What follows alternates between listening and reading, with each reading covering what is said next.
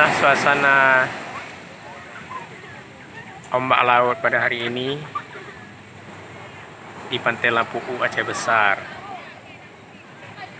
Ombaknya terlalu tinggi, terlalu besar, sehingga kalau mandi tidak layak pada hari ini karena kondisi sangat membahayakan.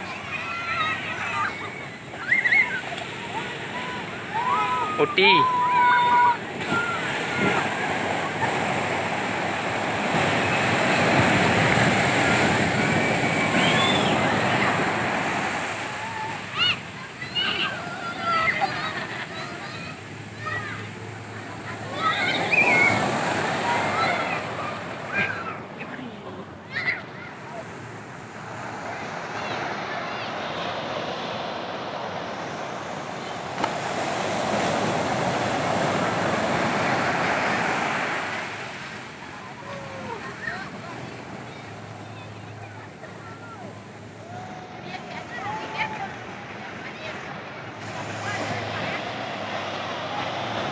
Sangat sedikit orang yang mandi pada hari ini karena memang kondisinya kurang kondusif, kurang aman.